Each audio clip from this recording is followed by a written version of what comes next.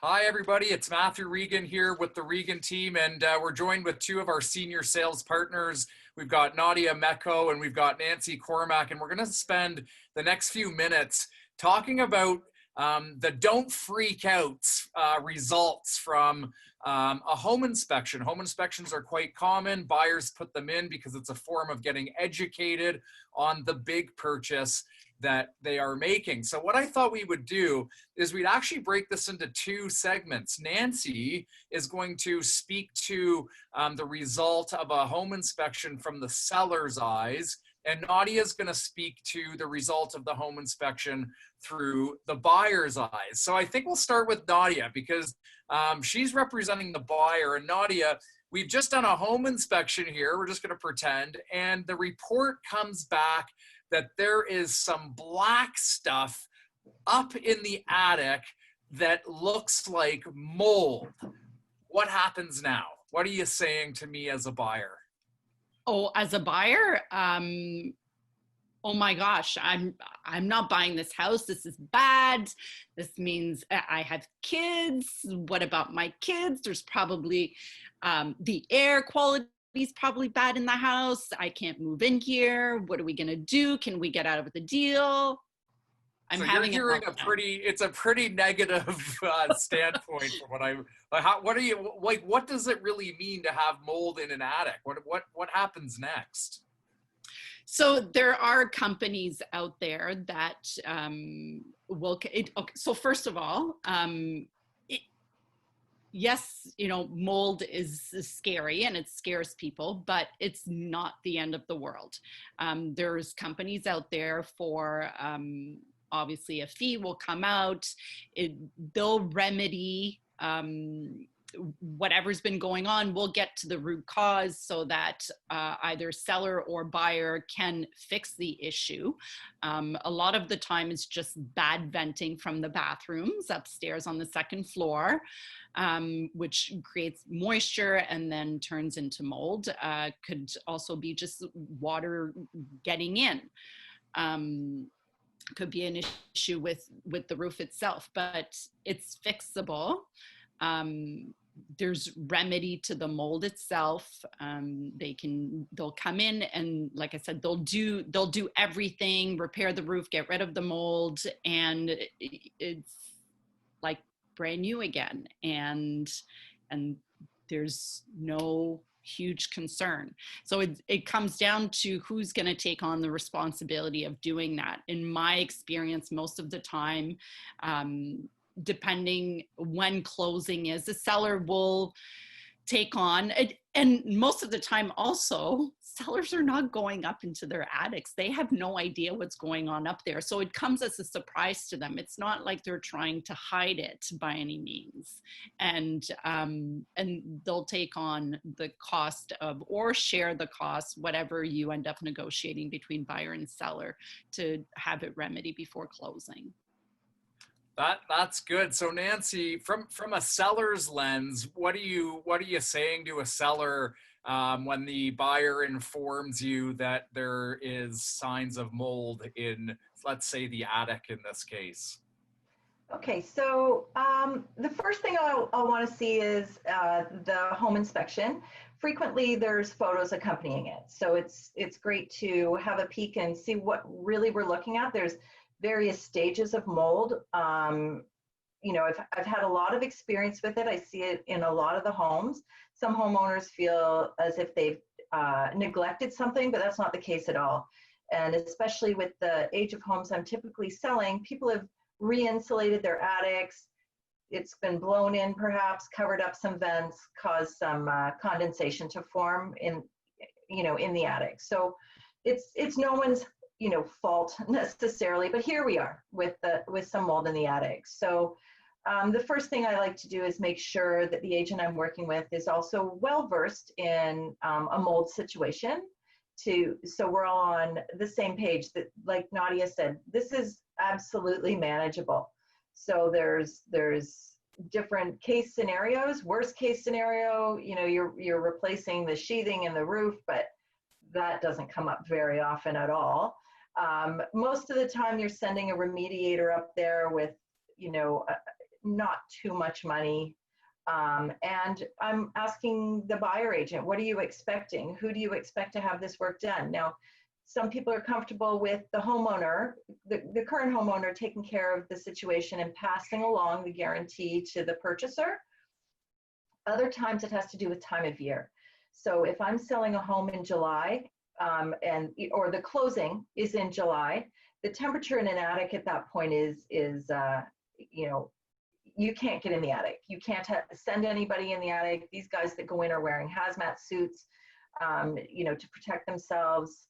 So if the home is closing in July or August at its peak of heat, then frequently the seller might pay for the remediator, and the remediator goes in after closing, or the remediator's given us a quote and we take that dollar value from the offer price, and you know, the homeowner, you know, the new homeowner, the buyer, is on their own, you know, they can have the same remediator or whatever they want to do. So it's up to them, but people should really be aware that there is a time of year where it's beyond our control. We cannot remediate during those crazy hot days. So it sounds like you're both saying some similar things, where especially in established communities, older homes, to see mold is really not all that uncommon. As Nadia was saying, there are mold remediation companies that specialize in this. And I know I'm sitting here taking away that instead of panicking, cooler heads will prevail, and you seek professional opinions and advice on this. That's really good. I know something else that comes up in home inspections fairly often is you walk into a basement. Let's say it's an unfinished basement. Often you'll see this in the furnace room, and you'll see the white lines a few feet off the ground, the phosphorescence, dried water remnants along the let's say the foundation, concrete foundation. Nadia, from the buyers, you know, from that buying standpoint, what happens? Like, what are they thinking? Are they thinking, man, did the house flood? Will it flood in the spring? Like, what are you saying at this point? That's exactly what usually comes to the buyer's mind. Has water been getting in here? Are they hiding something? Will my house flood? Is there a crack in the foundation?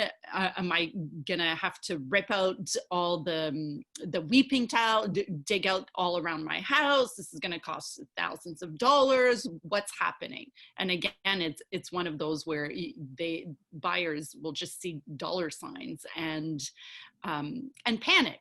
And I mean, at the end of the day, so I'll let Nancy get into it, but yeah, basically, I mean, as a buyer's agent, you have to make them aware that there's different reasons for that to happen, and that most homes will have that, and a lot of the time it's not a huge issue, so there's no need to panic. It just takes a little bit more investigating most of the time. No, that's good. Nancy, how are you seeing that from a seller's perspective? So as a listing agent, I like to prowl around a basement. One of the first things I do is prowl around their basement to see if I see any efflorescence that is down there. But I think the most important thing is ask the question. What is this and what do you know about it? It could be, I mean, I've heard stories, the neighbors filled their pool, left the hose going overnight, it overflowed the entire lawn, and you know, it got into the basement window. Now that's not a common thing that's going to, you know, happen again, and perhaps they didn't dry it properly, but you know, you need to know the story behind the situation. If it's a finished basement, you're sort of at a loss because you're not seeing where the water is intruding unless you hear the story. The neighbor's pool, the sink in the kitchen above, you know, came through. But if you're dealing with a situation where it's a foundation, you don't have a story, or they say, oh, I didn't even know about this. And you're in a situation where someone's going to have to go behind the wall and on a finished basement. So there's many more conversations to be had. But know this, once you go behind the wall, if you see this ginormous crack in the basement wall, you can repair this. There's injection repairs. There's probably 3 separate excellent ways to repair this. And once again, just like, mold in the attic, it comes down to who's going to take care of this, where the dollar value is, when it's going to be taken care of, and if it's a finished basement, will it be brought back to the state that it was when you first saw the home? So there is a lot of discussions going on, but it's not a deal killer by any means. It's just, let's all educate ourselves. No one's on a witch hunt here. We all want what's best. And for the most part, I find that if the seller knows that, they want to bring the house to where they thought it was. This is news to them, right? So no one's hiding anything. Sometimes this stuff is behind a couch and no one even knows. So the seller, for the most part, wants to make sure everybody's happy and things get looked after. But there is usually some dollar value discussion around that one, because in a finished basement, unfinished basement, much easier, much easier. Well, this has been, thank you. This has been very helpful, because home inspections can be scary, not only for the buyer, but also for the seller, especially for those surprises that a seller wasn't banking on. You've given us some really good tidbits. It sounds like really cooler heads will prevail. Ask questions, engage in dialogue, open communication never hurts. And then when in doubt, engage a third party, a professional that can speak to the costs and the timing associated with the issue at hand. And then, of course, it's up to the buyer and the seller to determine who's going to remedy the situation and who's ultimately going to pay for it. It's pretty rare, at least in Ontario, that we ever hear houses being blown over by windstorms. Generally, houses are pretty sound, and most things that come up in home inspections can be resolved. So just want to say thanks, Nadia. Thanks, Nancy. Thanks for tuning in. If you're in the marketplace to be purchasing a home, whether it's in a month from now or a year from now, and you'd like some more information, please feel free to reach out. We're here to help. Thanks for tuning in.